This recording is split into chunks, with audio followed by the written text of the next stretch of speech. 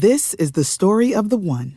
As head of maintenance at a concert hall, he knows the show must always go on. That's why he works behind the scenes, ensuring every light is working, the HVAC is humming, and his facility shines. With Grainger's supplies and solutions for every challenge he faces, plus 24/7 customer support, his venue never misses a beat.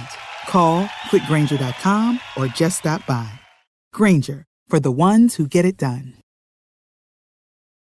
What's the easiest choice you can make? Window instead of middle seat? Picking a vendor who sends a great gift basket? Outsourcing business tasks you hate? What about selling with Shopify? Whether you're selling a little or a lot, Shopify helps you do your thing, however you cha-ching. Shopify is the global commerce platform that helps you sell at every stage of your business. From the launch your online shop stage to the first real-life store stage, all the way to the did we just hit a million orders stage. Shopify's there to help you grow. Whether you're selling scented soap or offering outdoor outfits, Shopify helps you sell. Wherever and whatever you're selling, Shopify's got you covered. Sign up for a $1 per month trial period at shopify.com/try. Go to shopify.com/try now to grow your business, no matter what stage you're in. Shopify.com/try. Hashtag no music, no intro. Another episode of Hashtag Saints Twitter podcast. Oh my goodness. It's like the dog days of the season, Ryan. Man. and I know probably a lot of this has to do with the Saints being dreadful this season, but man, it feels like this season dragging ass, bruh. Hey, what, 5 more games? Damn. 5 more games. Luckily, after the Monday Night Football game on the Bucs, there's a bye, and I have not been as excited for it, bro. Like, I tweeted about the bye week. People thought I was thinking about, like, the players. I'm talking about for myself, niggas. Fuck them niggas. I need some mental health shit. So we're recording tonight, Thursday night, the preview pod for the Bucs game on Monday Night Football. We're going to get into it a bit.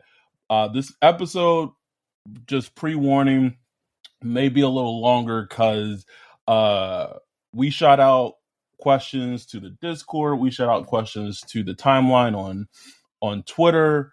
Just like a Q&A with our listeners. We're not going to be able to get to all of them. Just we got quite a few questions. We're not going to be able to get to all of them, but we will be able to get to a fair amount. So we're going to hit on the questions. We're going to hit on the game. But I want to start somewhere on this podcast. I want to spend a good bit talking about this because we're in December. This is December 1st. It's holiday season, Christmas, Hanukkah, Kwanzaa, whatever you celebrate, it's around the corner. And I kept thinking, remember when you was like a little kid and you'd make like a Christmas wish list? Yeah. My wish list is that Dennis Allen be fired as a head coach for the Saints. That's on my wish list. Damn. That's on my wish list, bro. Like I don't want nothing else. Like everything else, for the most part in my life, bro, I done got for myself. I don't need nothing else. But if someone can white elephant me a pink slip for DA and it be valid, bro, that's what I want. And I started thinking about, I know that your niece did this not too long ago, but when you were a kid, or if you're now an adult and you have a kid or niece or nephew or whoever, and they really, really want something, and they feel like they got to convince the parent or whoever the adult is to get that thing for them, and they make a PowerPoint, they make a presentation, they have facts, all that. What we're going to do at the beginning of this podcast, this is our presentation to Mickey Loomis. This is our presentation to the president, Dennis Lucia. This is the hashtag Saints Twitter podcast presentation of why Dennis Allen should be fired. We're going to do it. First place, let's start with talent evaluation. I'm not going to rehash it in shoot a dead horse, but in his first season as head coach of the Saints, in the offseason, he decided to let Marcus Williams go, or was in part of why Marcus Williams was let go. Mickey Loomis, you're on trouble for that as well. But let Marcus Williams go. Brought in Marcus May. Hasn't been he most games I forget like he plays, bro. Like he's just been invisible, bro. Just forgot. Tehran. We don't. It's to the point where I think Daniel Sorensen should be starting, or because I have now seen him play in 3 games in person: London, Raiders game, Niners game. When I tell you he just be loafing around the field, no effort, no urgent, like it is pathetic, Ryan. Like it's bad.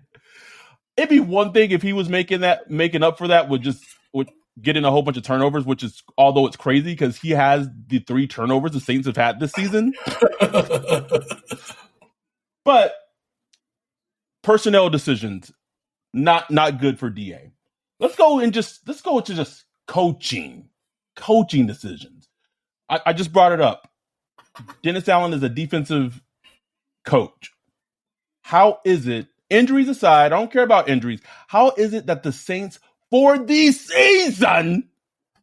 season has 3 fucking turnovers, Ryan? 2 interceptions, 1 fumble recovery, 3 interceptions, and goddamn 13. Monday will be 13 fucking games. Bro, how? Like I'm going to have to look it up, but that has to be like the lowest amount like ever for the Saints. Like, you know what I'm saying? Like even when we were bad with turnovers, I don't know if it was that bad, bro. Jesus, it's awful. Let's go.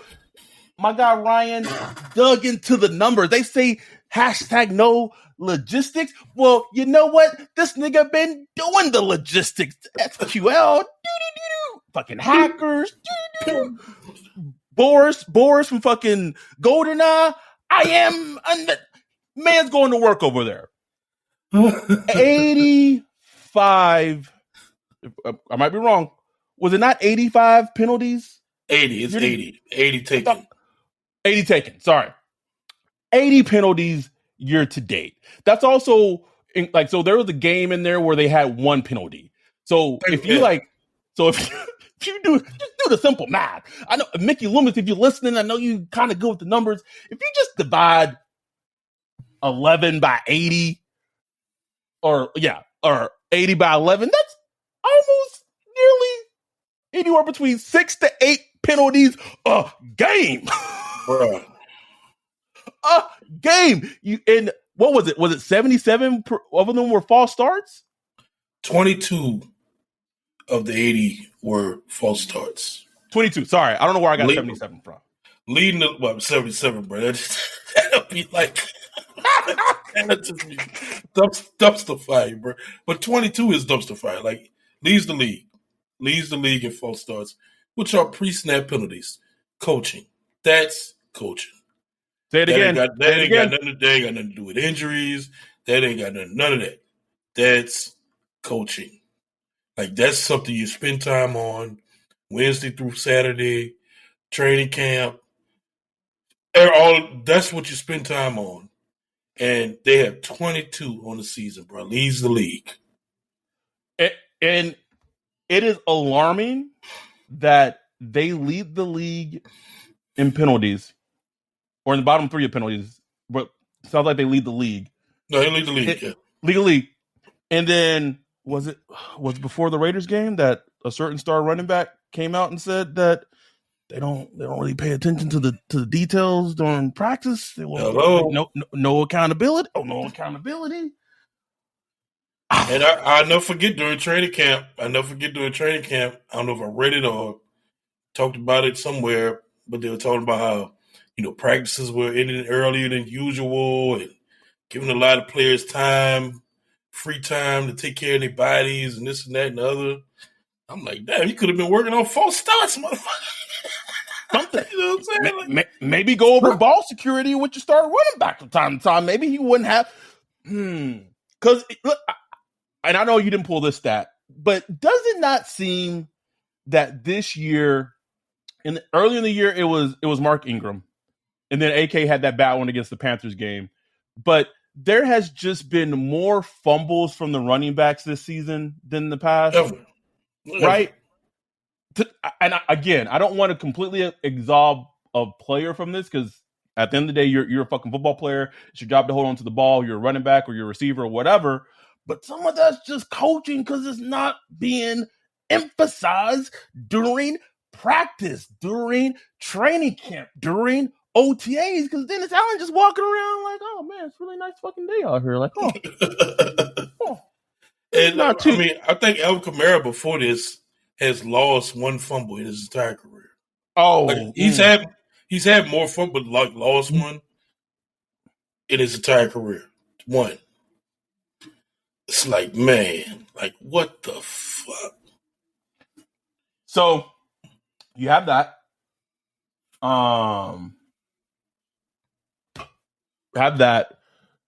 You have your star running back bringing out no accountability during practices. But if me and you were in Mickey Loomis and in Rita's office right now, you know what I'm playing them, bruh? Playing them that Thursday night football game. Going to that play where Traquan catches the pass, gets the first down, and this dumbass out here dropping a fucking red flag challenging. Challenging what? Challenging what, man? What are you doing? Like, and people are like, oh, Adam being so hard on Dennis Allen. Like, well, listen, fuck that. I have a job and a career where people, for the most part, you don't really hear about good shit about social workers. You don't. It's always terrible, awful fucking shit. We're the scum. It's like quarterback. Like, we hear your name, something wrong. You know something wrong, bruh. Or offensive lineman, bruh. Yeah, cornerback, offensive lineman, doesn't matter, bruh. If social workers in the news, it's not for good shit. So I don't fucking care. Because you know what?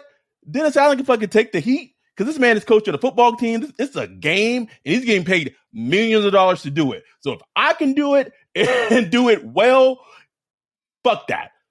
Man did not know what he was doing against the Cardinals.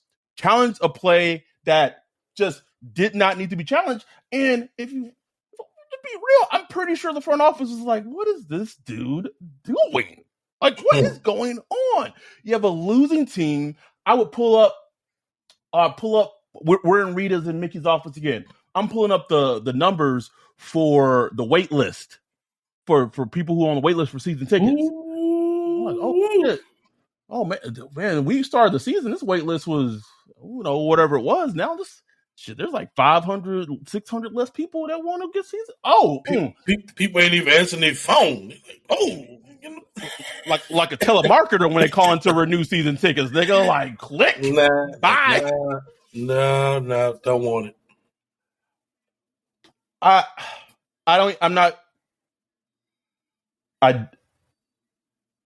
A defensive head coach, the defense has regressed this season. There's been a mismanagement of talent evaluation. I didn't even bring up that because that Dennis Allen thought that he was in the right and that Bradley Roby was like this, having this awesome training camp, that let's trade one of our best young players on defense. Let's trade Chauncey Gardner-Johnson to the Eagles for nothing. Oh, wait, he just went to the Eagles before he got hurt and was leading the league in interceptions, Ryan. Unbelievable. He has to go. I'm not even touching on, injuries. He's mismanaged Jameis Winston's injury. He got injured in week 1, and he had an injury that should have kept him out 8 to 10 weeks, and he played the next 2 games. Man, told it back, everything broke. Everything hurt. You had Jarvis Landry who was recovering. You had AK that was recovering from an injury. Oh, let's put them on an 8-hour flight to Europe. That made their injuries worse.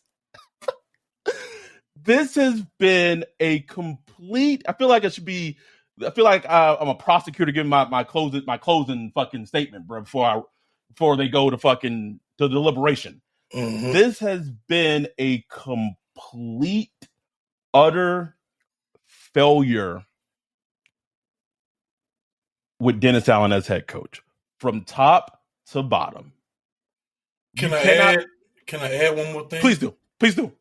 They laid a goose egg. Uh-oh. Laid a goose egg. First time since 2001. Like, come on, man. Like, Nick, 2001, bro. I don't even in elementary. Was I in junior? 2001? I had hair. I had 360 waves, bro. Like, that's how long ago that was, bro. Goose egg, man. I'm sorry, bro. Gotta go.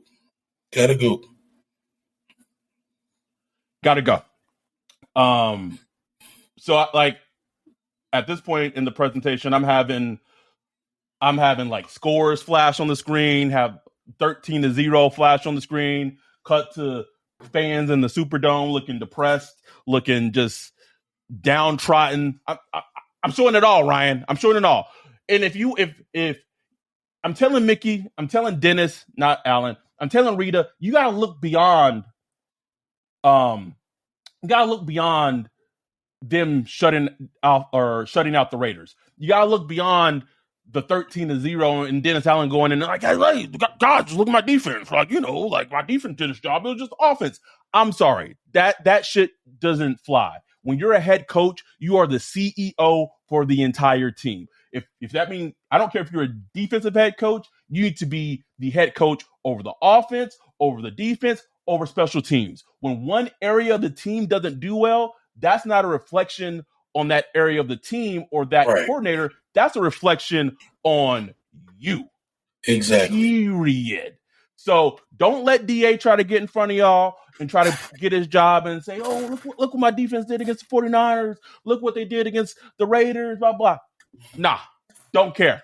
Don't care about it because it's deeper than that. I want to give another example real quick.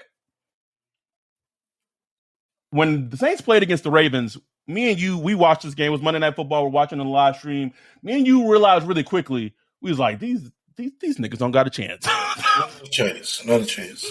I knew after the first drive, Ryan, I was like, this is not it. It's sad. I also knew after the first drive when I was there at the San Francisco game, bro. I was like, oh, bro, this shit about to get dark.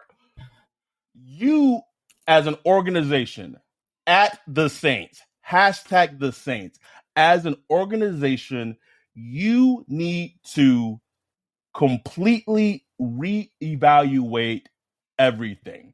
You can't do a sham of a head coaching search and interview Doug Peterson via Zoom. Hello? You couldn't have you couldn't have a Super Bowl winning head coach come into the office for an in-person interview? Doug Peterson got a Zoom interview? But you know what I saw Doug Peterson do on Sunday? I saw his team was down double digits to the Ravens, and I saw them come back, though. Developing a quarterback. So, y'all got to figure this shit out. As a fan, the best thing that we can have as fans for Christmas, so this is a Christmas plea. When they ask me what I want for Christmas, I want two things. I want DA gone, and I want a Sean Payton trade to happen where where you guys get a first back, you guys get a second and a third back, or two twos back, something. If you start the slate with DA gone and you have some draft ammunition from trading Sean Payton, that as a Saints fan, as of right now y'all might fuck those picks up and y'all might get the other head coach. But at least get you interested. At least give us some fucking hope. Because right now it is downtrodden bad. And I know exactly what's going to happen because we're going to talk about the Bucs game and they'll come out playing like fucking game busters. The defense going to do well against Tom Brady. What, are they going to win? No, probably not. So Anything else you want to add on our plea to the Saints front office to fire DA and to give us our Christmas wish list? I got another Wolf stat for you. Another Wolf, PFF Wolf. The Saints are fourth worst in the league in first quarter point differential, meaning they're getting outscored by 24 points total over in the first quarter. In the worst, number one being Houston, number two being the Chargers, because they're not in a good coaching situation themselves. Number three being Arizona, we know that fiasco, and number four being the New Orleans Saints. So you're not starting fast. You're not. Your beginning script is trash. The defense trash in the beginning. Beginning of the game, and you sit behind the 8 ball, and then you ask Andy Dalton to lead comebacks and shit. Come on now. You know what that tells me? That tells me more than anything that DA does not know how to motivate this team and get them up, bro. Right. That means this team is coming out. You remember games where they'll just come out just bow, bow, bow, bow. Next thing you know, it's 17-0. It's like, whoop. Now, then the defense is like allowed 14 points straight, but then it's like, but at least they had the run and start. You know what I'm saying? Any more stats to throw up? No, that's it, man. I ain't got no more stats, bro. More coming in the future once I get my little data sets going. But nah, man, like you said, Dennis Allen, it just it got to stop, man. And unfortunately, as the season goes on, I feel worse and worse about it. Like, it's just not gonna happen, man. It's not gonna happen. Nah. Because somebody asked me this earlier, and it was a good question. It was like, if the Saints didn't get injured, if they didn't have the injuries they had to this point, like say Mike Thomas was healthy, Lattimore was healthy, Alvin Kamara didn't miss any games, Jameis Winston didn't break his back, say it was, for the most part, like the starters were healthy. You're gonna have little nicks and dangs here and there. Jarvis Landry, he played the whole season. What would you predict the record would have been in August? Like if I told you that in August that all those players would be healthy. Oh, healthy. If they hadn't got injured. If they hadn't got injured, yeah. In August, I probably would have. This is in August, so we hadn't seen DA coach yet. Right, exactly. So I probably would have said in the NFC, anywhere from 9 to 11 wins. 9 to 10. Now, on the flip side, in August, if I told you Mike Thomas is going to be out for the season, Alvin Kamara is going to miss some games, Sean Lattimore is going to miss like 7 to 8 games, Jarvis Landry is going to miss like 5 games. You know what I'm saying? Like Pete Werner was going to be out. If I told you that, Davenport, of course, is going to be out some games. Peyton Turner, yeah, that's a given. May was going to be out some games, plus being suspended. What would you have guessed the record would have been in August? Jameis Winston got a broke back. Andy Dalton going to have to start. In August, I probably would have said 5 or 6 wins. That's what I said, 5 or 6 wins. So I was like, damn. And they might end up with 5 or 6 wins this year. So it's like there's a ready-made excuse right there. Like that doesn't excuse it because you got to watch the games. Like you got to watch the games. Oh yeah, and you got to yes. But it's just like, damn, like man. At the same time, they were beat up, bro. Like, you know what I'm saying? Like you can't even really just be like, oh, injured, get over it. It's like, man, they really had some bad injuries. But man, like you cannot underscore the bad coaching, like the lack of creativity, bro. Like your offense is struggling, and you can't do nothing. You can't come up with nothing. You can't cook up nothing. You can't get Pete like, look, we need this trick play. We need this. Where are the what do you call it? Play the flea flicker, something, man. Like I don't know, just something. Like even with Sean Payton last year, he cook up a fake to Taysom Hill on a punt, or something, bro, something that would just spark some life into this team, and they haven't been able to come with nothing. Nothing, bro. Like no creativity. Nothing.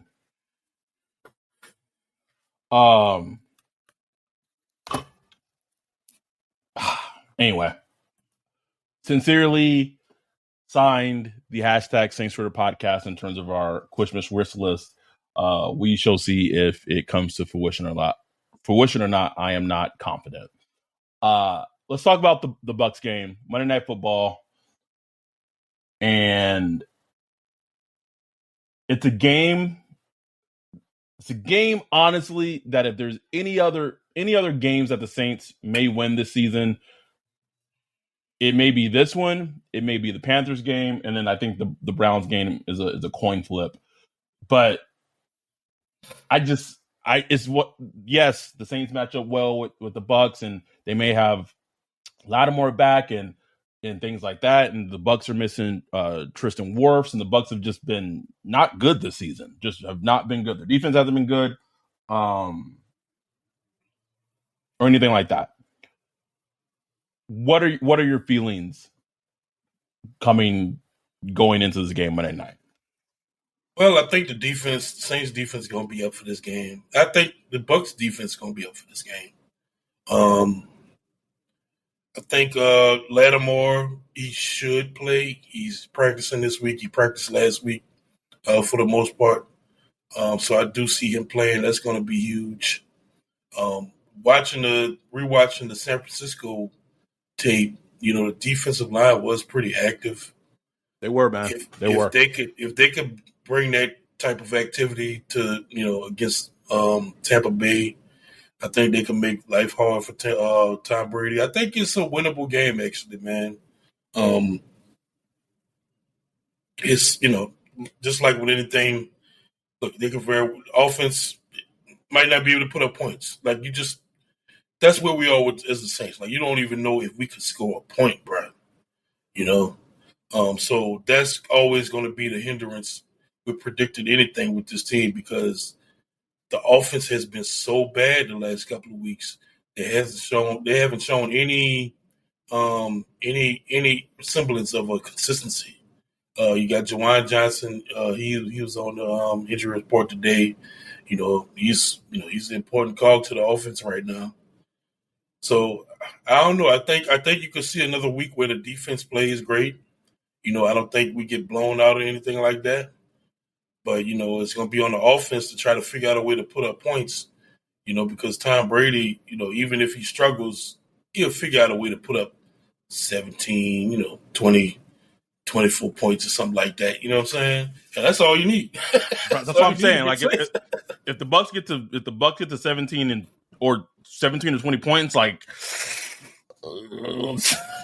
because Alvin Kamara, even though he hasn't been used greatly against the Bucs, he hasn't had great production against the Bucs due to their linebackers. And then our wide receiver core, it's fine. You know what I'm saying? It's fine. Chris Olave, he makes his plays. Shaheed, he's been getting a little more involved here and there, but there's no real consistent force on the offense yet. As far as like moving the chains and stuff like that. And, let's not even talk about the run game, man. It's just been been gross. Which is crazy too, because the Bucs this year have been awful against the run. Right. And I don't trust the Saints, and I don't trust them to either. They're not going to try to run on the Bucs defense, or they are, and it's not going to lead to anything. Exactly. It's just people keep asking this question, like, should the Saints go back to Jameis and things like that? And I'll say this. I'm not even sure at this point it's in the Saints' hands. Like Jameis has said that he's hurt and he's not healthy. Right. So it may be Andy Dalton's season the rest of the season, potentially. Right. And that is a large part because of he got hurt in week 1 against Falcons, and he didn't get time to heal properly, and he made the injury worse, and it is what it is.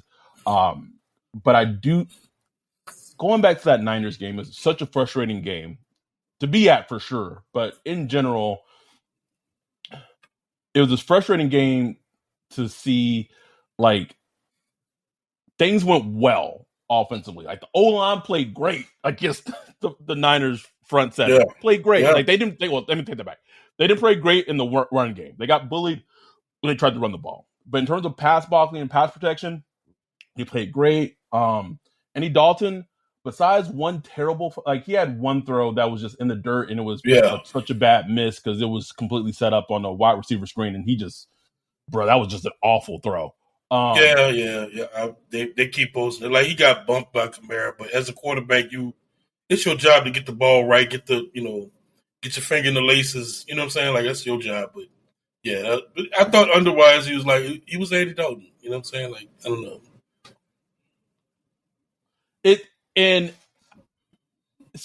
they moved the ball like here and there, okay, against the Niners defense, and they just couldn't score. Like, the red zone, nothing, no creativity, like you said, no creativity, nothing. That I was like, y'all can't figure out like a play to get someone, like a little trick play, like something, something to get in. Like, it was baffling of how the offense. I'm not going to say the offense played amazing against San Francisco because they didn't. No, but they did enough that I was like, I left that game and was just like, how do you lose that game? How do you lose that game holding the Niners to 13 points and you just lose it? It didn't make sense to me. The Saints need to figure out how to put the ball in the end zone. And can we talk about Will Lutz for a little bit? Like, I know we talked about him a little bit on the recap, but like, man, you got this man. I'm ask this man to take a pay cut in the offseason, bro. Like, oh, no question, man. Like, at the very least, bring some competition, bro. Because I mean, you can't have that as a kicker. Like, I have no qualms with kickers, bro. You got to, if they ain't working for you, you got to get them out. You got to get them out and find the one that's working for you. Period. Like, and especially a game like, the one we had last week, man, it's like where your kicking game could have won you the game. So, just can't have situations where he's missing those gimmies, bro. Like, those are gimmies. You should make those. You know what I'm saying? That's all I want from a kicker. Make the ones from the 30s and the 40s, the low 50s. Once you get up in the high 50s and 60s, okay, we can understand some trepidation. Like, those are hard. Like, those long field goals are fucking hard kicks. But yeah, you're a professional kicker. Like, the 30s and 40s, bro. Like, those should be. I know it's easy for me to say this, being like Joe Blow or whatever, but those should be money, bro. Like, money. I do wonder if Lattimore plays, what the plan is at corner for the team. Yeah. Like, do you go? Because, like the last couple of weeks of Debo, he has stepped up. He's played well the last couple of weeks. I think he's finally past that, the ankle injury he was dealing with and all that stuff. So I think he's looking more and more to himself, like yourself, as of late. And as far as nickel, man, who the hell knows?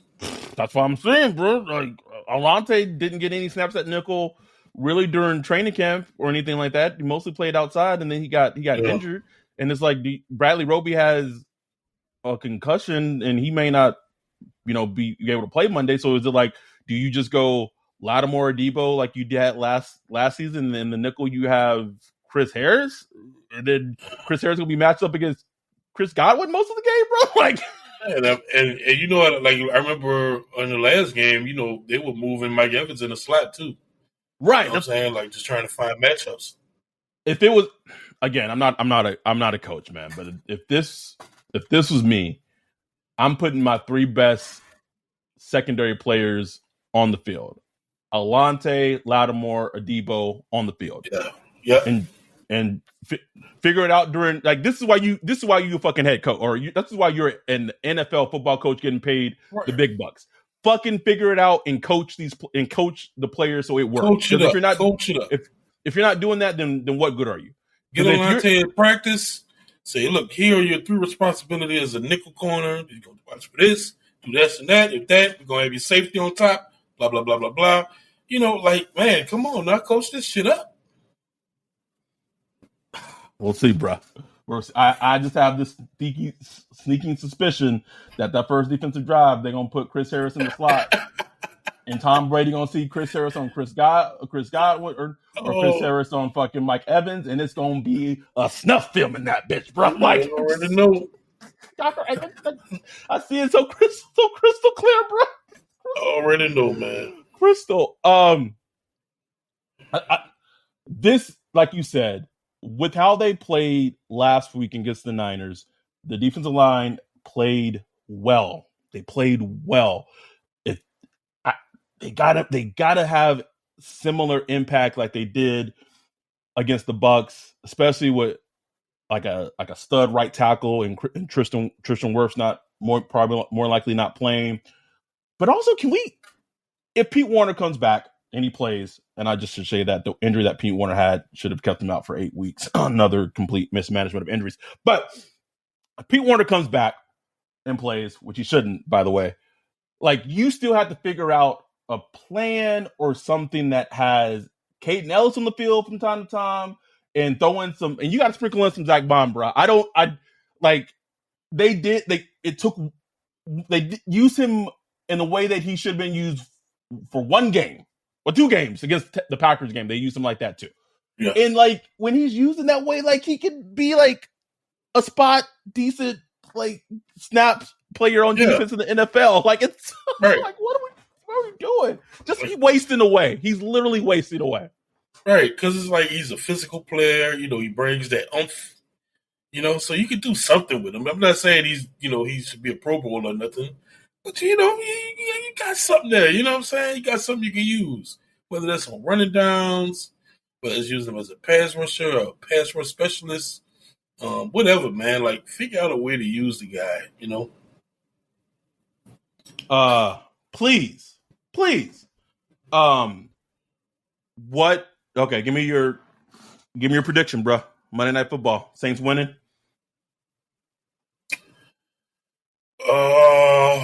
I think I'm going to call it an L. I think it'll be a close game. I think, Bucs win by 3 or 4 or something like that. But I think it'll be a close game, a defensive game. But I don't see the firepower in the Saints offense to compete, man. I think the defense is going to play well, but I don't know if we got the firepower, bro. I don't know if they either. I have them with the L too. I don't know, man. Watching your team not score a single point in person, bro. Bruh. It's the lowest, man. It's pure poverty, pure poverty. And that's where it is right now. It is what it is. Mm-hmm. I same thing. I don't have them winning this game. And we'll see what happens. Hope they can pull it out, even if that more than likely would probably bring back DA, because I'm not ever rooting for the Saints to lose. But and then it's gonna be so annoying, bro. If they win, if they beat the Bucs on fucking Monday, it's the Saints still in the playoff hunt. No, they'll be right up in it, bro. That'll be so annoying, dog.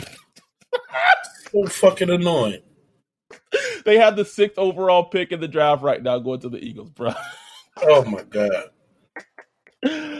Oh, pain. Just pain. Anyway, talked about the Bucs game. Let's get into the questions. Do you have them up? Do you want to? I feel like I always if you want to start with a question from our listeners.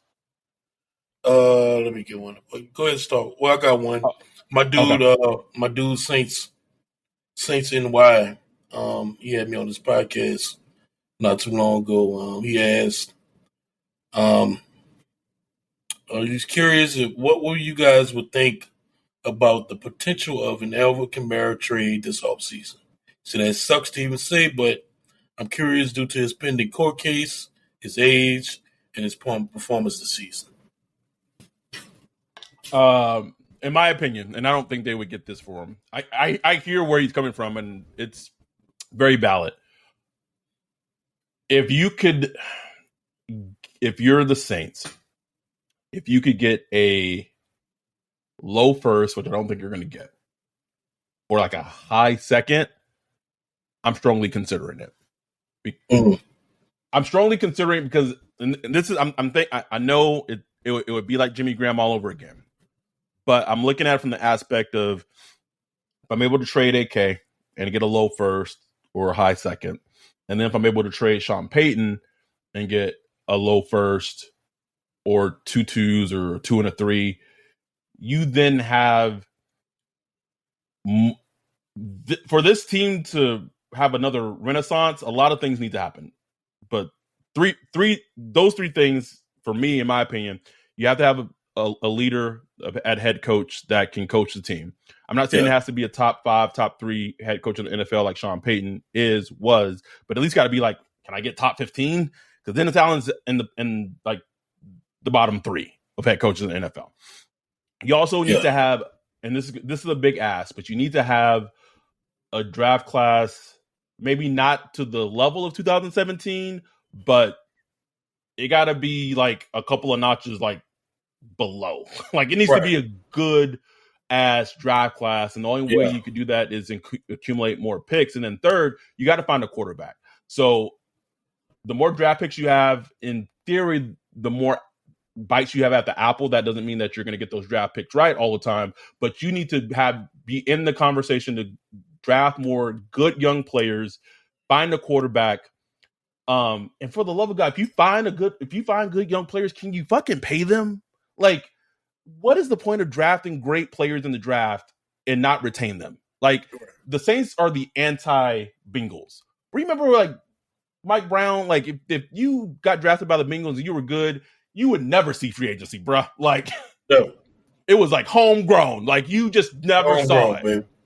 And they're going to pay you early, too. The Saints do the exact opposite of that. And it's astounding. Anyway, sorry, that was a long-winded answer. I'll let you answer. My fault. No. I'm a proponent for Kamara. I think the Saints should keep him. But they said, like, some team come knocking and the price is right. You have to at least think about it. My thing with him, my thing with just trading players, bro, like, don't just trade players just to do it. You know what I'm saying? Like, correct. Because it's like, then you just end up with just a shitty team. Like, yeah, you got picks, but it's like, yeah, you're going to find another Alvin Kamara. You know what I'm saying? Like, it's no guarantee you're going to end up with those picks. So it's like, why not just maximize the players while you have them? Like, my focus would be on utilizing Alvin Kamara, getting him back to what he was. He was catching 80-plus passes a season.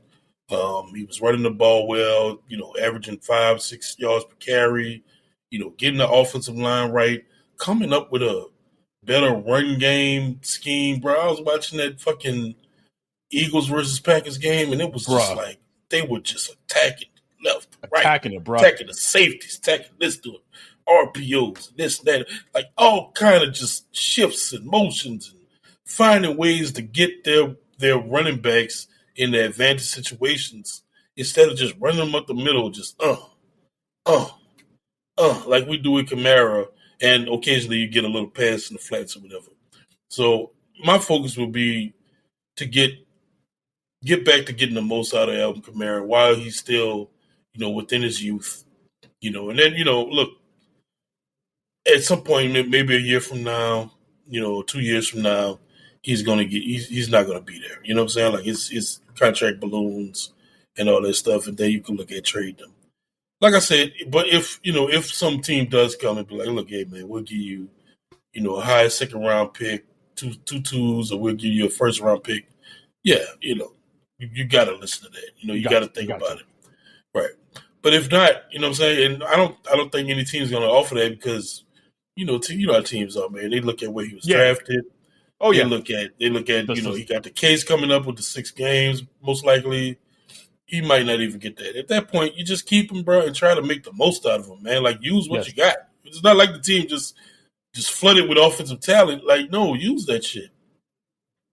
You have to. Like, I just feel like they have a Ferrari that's just keeping it in the garage, bro. Bro, just sitting on side of the trailer park, bro. Just trill it. So Bayou Punisher in our Discord, shout out to Bayou, asks, how often do we? I don't know. I don't know the stats to this or anything, but basically he's asking how often do the Saints run 2 tight end sets, which would be 12 personnel near the end zone, and they actually both have the tight end like running pass routes and as in the passing game as options. Bro, my Ladina sets ain't there yet, bro. My Ladina sets. I'll eventually get that shit, bro, but I ain't got it right now. Our dude G asks realistic quarterback options for 2023 and beyond. Who we think Sean Payton ends with? Realistic quarterback options for next year, I think, are a lot of it depends on what happens with head coach, but whatever. I think realistic options are Jimmy G, David Carr.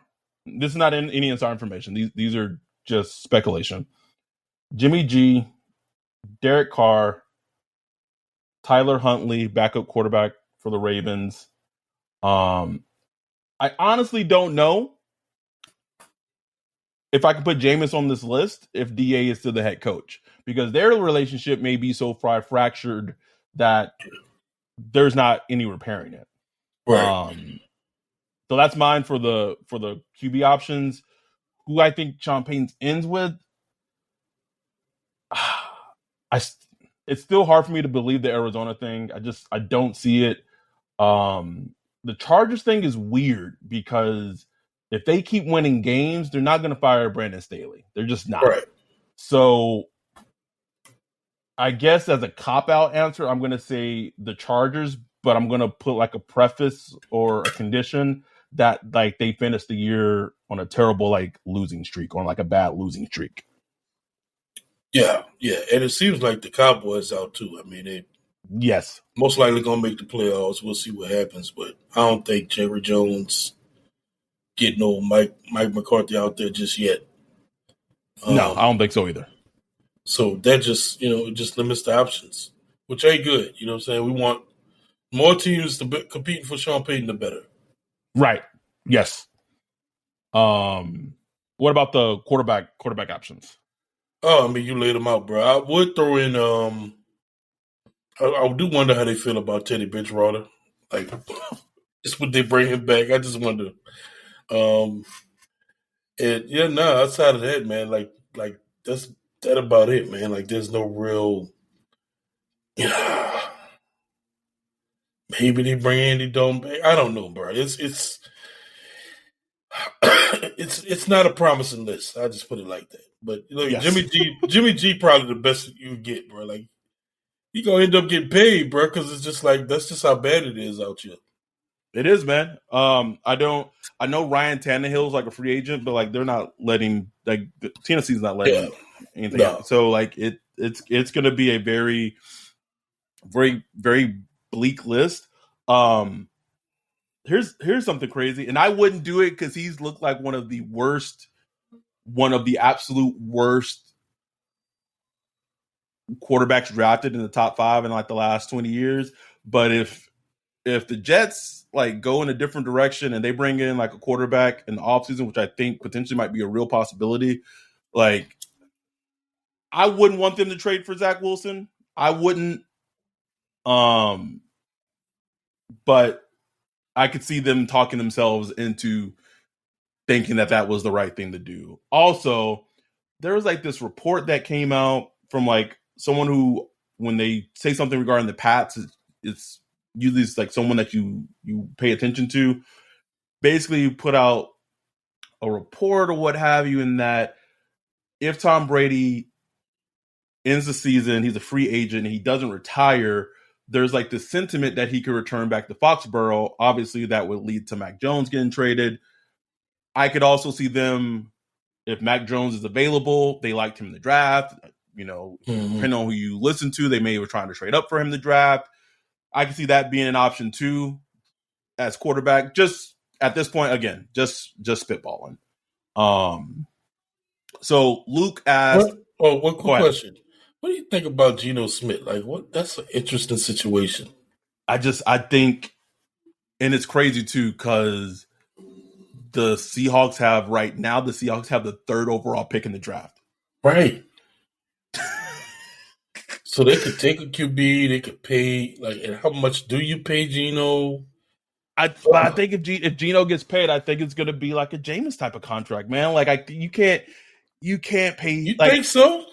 Yes, his season has been better than any season Jameis has played. I agree, but I'm just saying, bro. Like teams with 1 year wonders, I don't like. Ryan Fitzpatrick, like he had that year, or whatever. Teams, especially with quarterbacks, man. Teams like I need to see more. Right. And so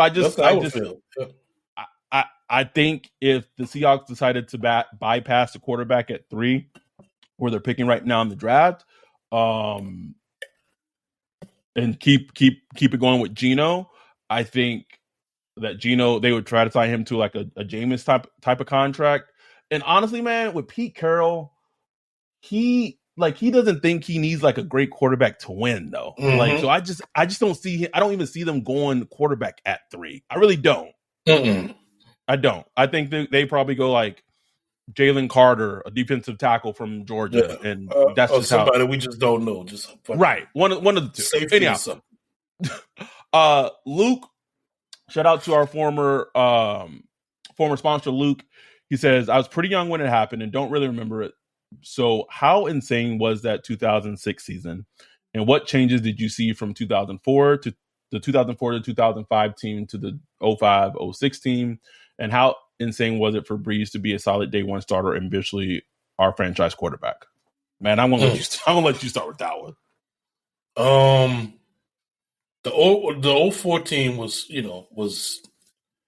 I guess you could picture, I don't know the way Atlanta is right now. You know what I'm saying? Like it was fine. You know what I'm saying? Like they'll beat a good team here and there, but wasn't really good. That's when Aaron Brooks started showing his true colors. There were calls for Jake Delhomme to come in and all that stuff.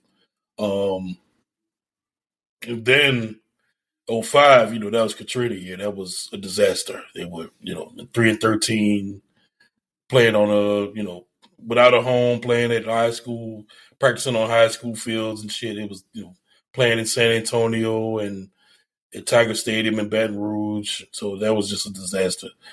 I mean, I can't even explain to you, bro. Like the 2060s, I was living in Huntsville, Alabama, and I remember all I wanted was just solid quarterback play. And I remember thinking once I saw that Drew Brees was going to be a free agent, and I was just like, man, if we can get Drew Brees, he'd be just like this nice game manager, give us about 20, 25 touchdowns a season, won't turn the ball over. That'd be a nice signing. Sign Sean Payton. I mean, when you got Sean Payton, I had to do nothing about Sean Payton. Nothing. Like absolutely nothing. He was an offensive coach. That's all I knew. So I had no opinion of him whatsoever. And we signed Drew Brees. I was like, cool, man. We're gonna have a nice, just steady quarterback play. That's all I wanted. And then then we drafted Reggie Bush, one overall. He was just the most amazing college player I've ever seen. It was hype, bro. Then for them to just come into that season, just kind of ho hum, just win it. They beat the Packers, then they beat the Browns. Then you had the historic night, the dome opening against Atlanta. And you just, man, I just remember being in my little apartment in Huntsville, just hollering and just sweating, bro. Just watching them beat the Falcons, bro. I was just sweating. You couldn't tell me shit. You couldn't tell me nothing, bro. Like it just felt so good. I remember I was a freshman at Texas Tech that Monday Night Football game, and I was dating would be a loose term, but me and this girl were dating. First girl I ever loved, my first love. Met her at Texas Tech, and we had a very on again, off again type of situation. We could barely call it a relationship. Shout out Amanda. And she had called me like right when the game was kicking off. Now I remember talking to her on the phone, and I was just tuned out, bruh. Just keep in mind, like this was a girl I had pined for, like was just smit, like, and we had like a bad argument, and so this is like the first conversation since then, and she's like trying to like apologize for it, whatever, bro. And I'm just laser focused to the point where she goes, I'll never forget. She said, do you just want me to call you back? And I said, yes, I sure do. And hung up that phone so fast, Ryan. Like, yes, just call me back. Shit. Click. Football. The 2006 season was just epic. I still remember watching the NFC Championship game, and I know it ends in heartbreak. But man, when Reggie broke that touchdown off that touchdown pass. Also, like, why can't we not do that with AK getting back to Man, can we run that specific play? It's on film. What?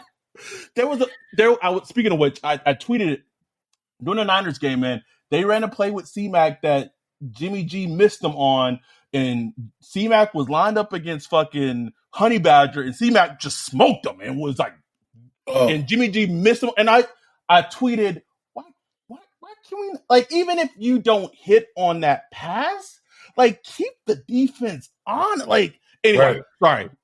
2006 season was magical. I became a Saints fan like right in the heart of Jim Haslett, Aaron Brooks, Dante Stallworth, Deuce McAllister, Joe Horn, that Saints team. And even though so to be fair, those seasons were not darkness, but that was a very good indication of just the fucking roller coaster it is. Yeah, being a Saints fan, bro. But the 2006 season was magical. It was great. It was great, and it was just great. What else? What other question do you have? Let's see what we got here.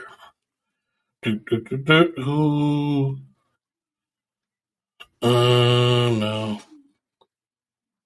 Let's see. Is it better to tank? This is G. I was just reading that one.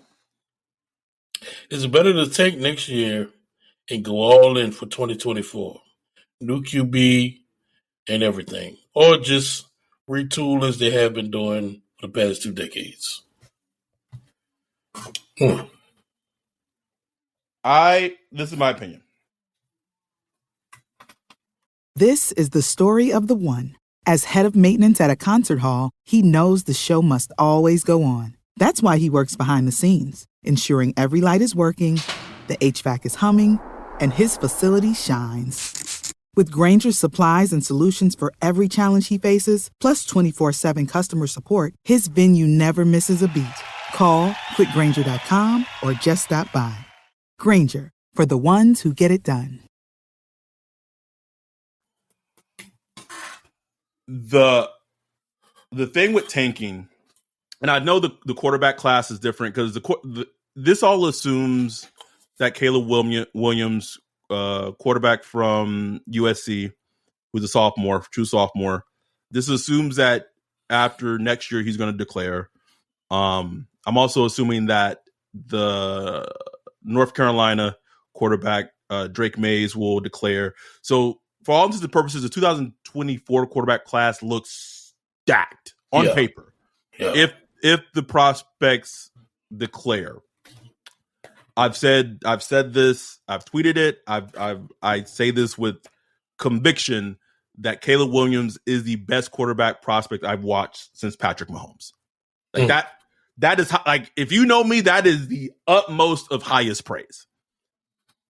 That said, we kind of saw how tanking just sometimes it does not work, right? I think a perfect example of this was 2 years ago, or no, not 2, yeah, like a year and a half ago, when the Jets were pretty much in the tank and they were tanking to get Trevor Lawrence, and it was all looking like they were going to get Trevor Lawrence, and then somehow, some way, the Jags tanked harder, ended up with the number 1 overall pick.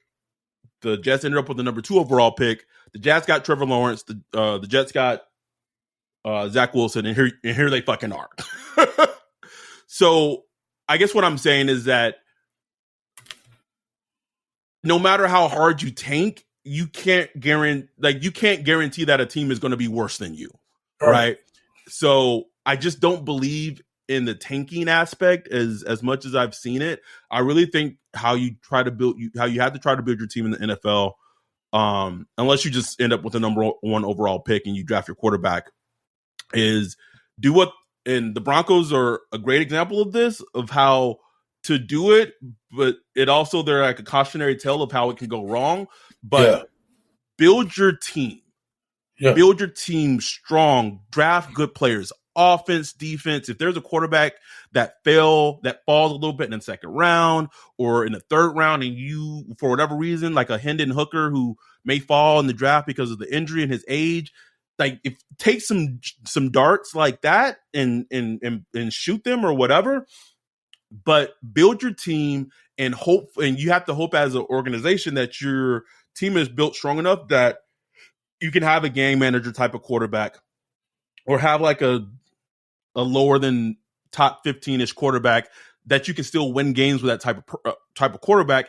And then what you do is that once that golden egg becomes available, so once that next quarterback says, I don't fucking want to be wherever it is, I don't want to be here, I want to get traded, that's when you kind of go in and go get your dude. So what the Broncos did, it didn't work out, because that is like the Broncos are in a worse position than the Saints right now, easily.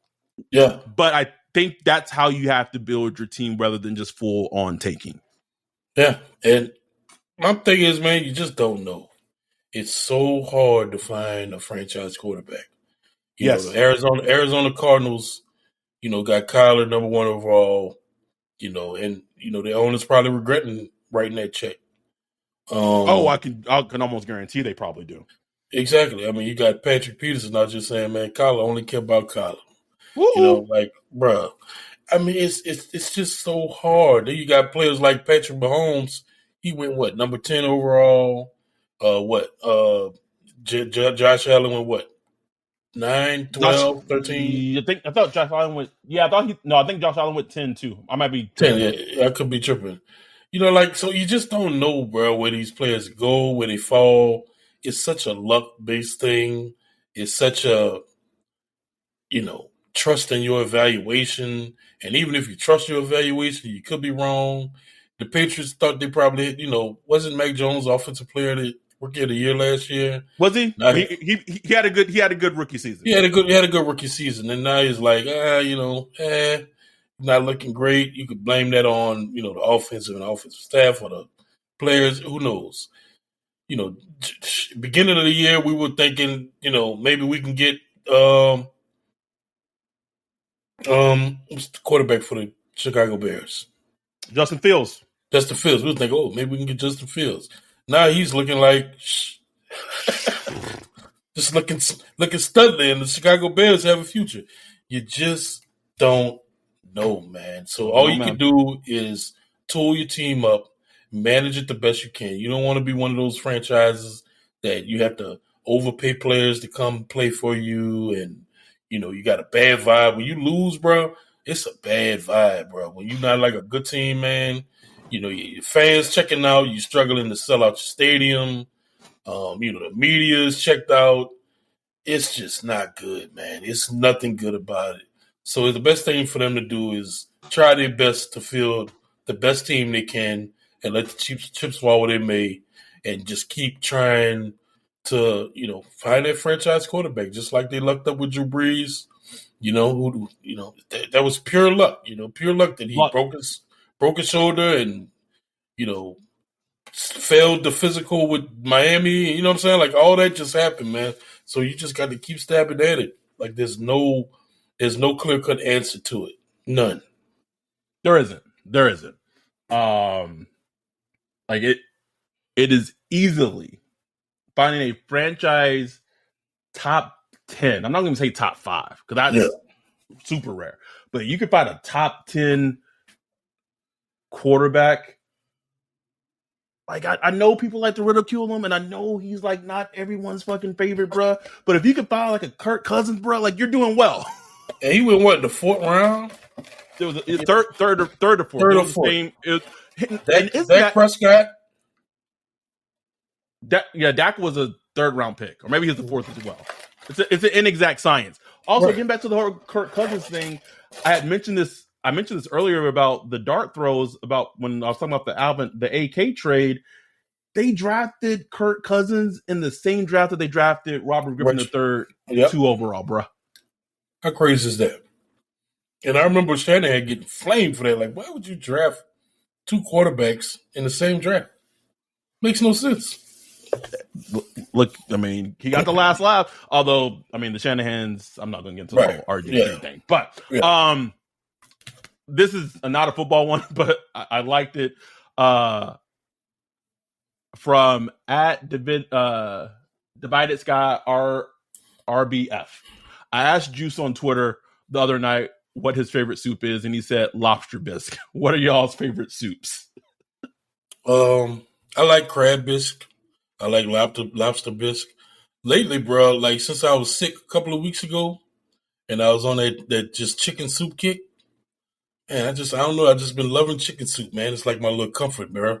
Like I get that little cheap ass Prego chicken soup from the store. You just warm in the microwave. It's just the clutch for me, bro. I don't know. It doesn't taste great. It's not like seasoned well or nothing, but it's just like warm, and when it's cold outside, it just hits the spot for me. But ultimately, my favorite soup, I don't even know if you call it soup, is gumbo, obviously. I guess that counts as soup. I don't know. Yeah, I would say so. It's like soup, stew. Stew. I'll allow it. My favorite soup is a loaded baked potato soup. Love me some loaded baked potato soup. However, speaking of bisque, we went to a steakhouse in Santa Barbara, like last year, I think it was, it was last year. And the steakhouse was meh, like the food, like the steak was whatever, but they had an appetizer of a tomato bisque soup. And when I tell you, I still think about that tomato bisque soup to this day. Was the most exquisite, and I'm not even like a tomato soup-ish like it's not my thing, but that's all they had for like the soup of the day, the appetizer. I was like, okay, whatever, I'll try it. And it was outstanding, Ryan. Outstanding. So yeah, that's my favorite. Loaded baked potato soup. Andrew said it wasn't a question. He said he thought the Andy Dalton played well against the 49ers. Mock him. Listen, man, I was there. I didn't leave that game thinking they lost the game because of Andy Dalton. Right. Take that for what you will. Like he had some good throws. Might be a little strong, but he played a cleanish Andy Dalton game. Like it's Andy Dalton, bro. Like that's what you come away with. Like, oh, he didn't lose us the game, but he's not going to win you the game either. So that's the Andy Dalton experience.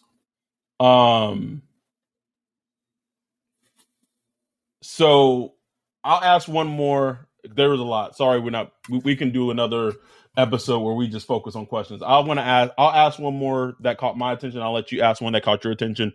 And then we'll wrap up. Wayne in the water asks he asked a crazy question because he said, what do we want for Christmas besides DA and Pete Carmichael getting fired? But he said his more realistic question is, what crazy thing will happen in the Saints offseason, this upcoming offseason? Go ahead. Oh, I don't know if this is going to be considered crazy per se, but I'm not 100% sure that Caden Ellis is back on the team.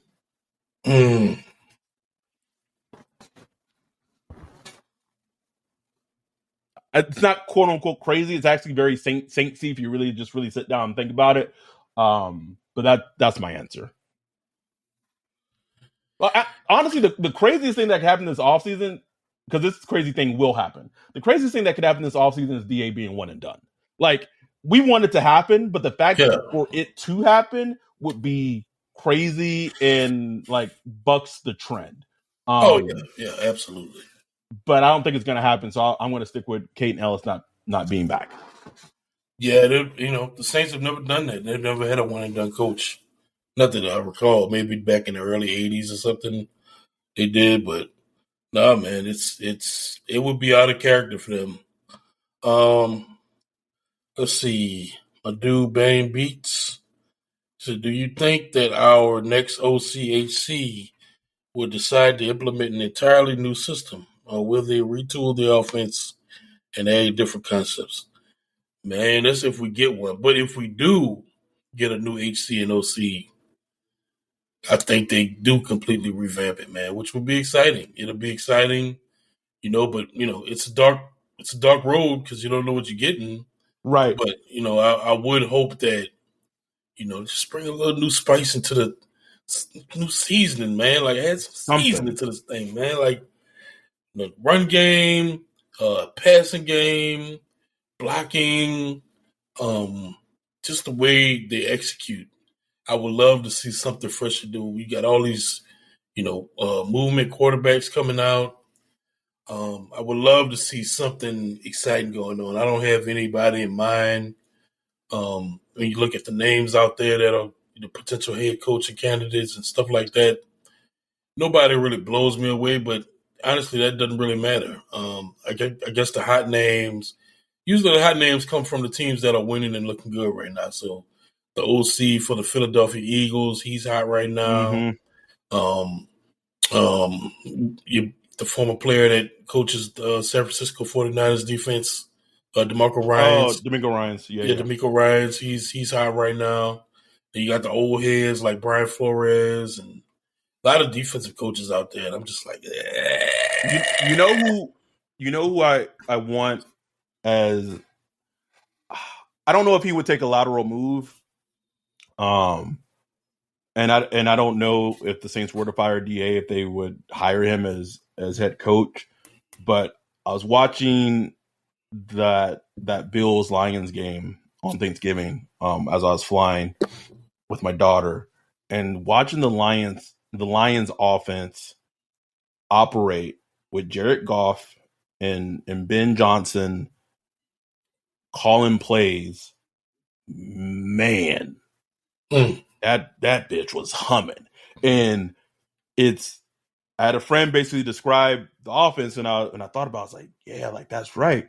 Is that basically it's the offense is essentially the Sean Payton offense, but like imagine the Sean Payton offense that had like a bounce remix to it.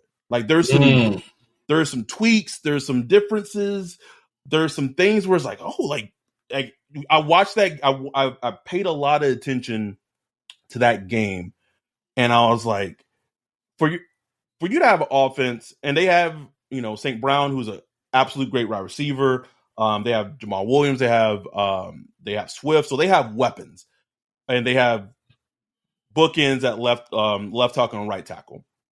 But if you have an offense that makes Jared Goff look serviceable, just serviceable to decent sometimes, bro. Like that to me, like I'm looking into that. We didn't say this. Speaking back of quarterback possibilities, and I know fans ain't going to hear it, bro. But if the Lions take a quarterback with the pick they have from the Rams, bro, like what? Golf, man. I'm just saying. Bro, at this point, I'm very much Eddie Murphy when he gets out of prison stand-up skit where it's like you in prison, you fucking eat a Ritz and you have like this not a record cracker. This is how I am with quarterbacks right now. Like I was watching that Lions game and I was like, damn, like fucking Jared Goff out here throwing that thing. That's how, man. That's how it is looking at any offense right now, bro. I'm like, man. So kid, I know he didn't play great, but there were some things and some throws that Kenny Pickett did. Oh yeah, on Monday Night Football, bro. Well, look, man. Like I think people overreacted too early. Like he took his lumps, but like man, Kenny Pickett, he's not going to wow you with athleticism and arm strength and nothing like that. But once he kind of figures it out, he's going to put the ball where it needs to be. He has decent movement ability.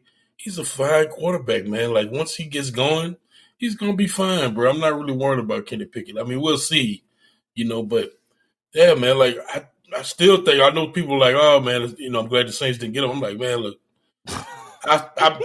me personally, I would have still been fine with Kenny Pickett, Just think about if they would have drafted Kenny Pickett, how drastically different the future for this team looks right now. Right. You'll be sitting there. Maybe he'll be playing. Maybe Andy Dalton will be playing. Maybe he'll be playing. Who knows? But even if he'd be playing and not looking good, you'd be like, okay, at least we're evaluating something for the future, Right.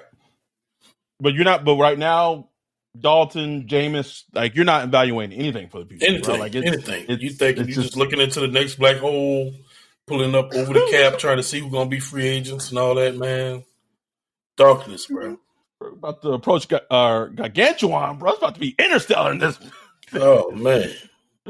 Anyhow, this episode went a little long, but I felt like it needed to for us to really dive in and discuss all the things that we wanted to talk about on this pod.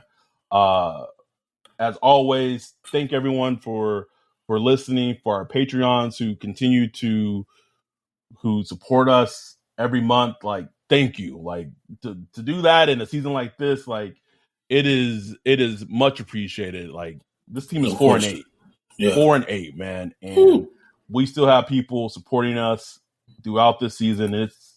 It's absolutely amazing.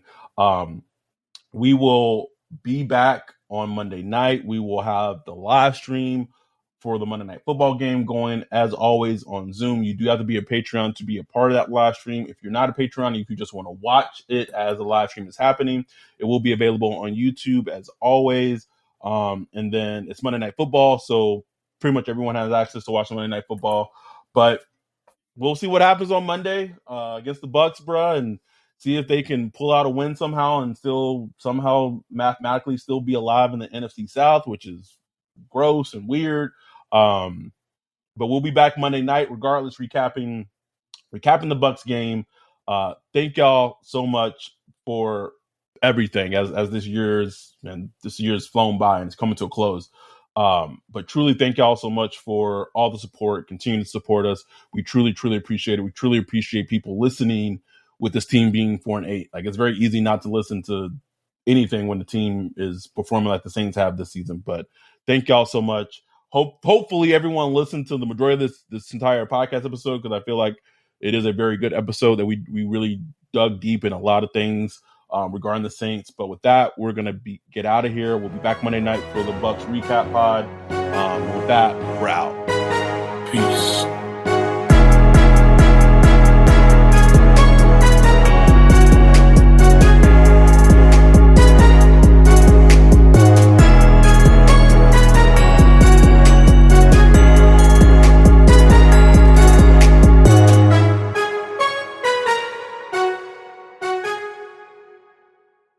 This is the story of the one. As head of maintenance at a concert hall, he knows the show must always go on. That's why he works behind the scenes, ensuring every light is working, the HVAC is humming, and his facility shines. With Granger's supplies and solutions for every challenge he faces, plus 24/7 customer support, his venue never misses a beat. Call quickgranger.com or just stop by.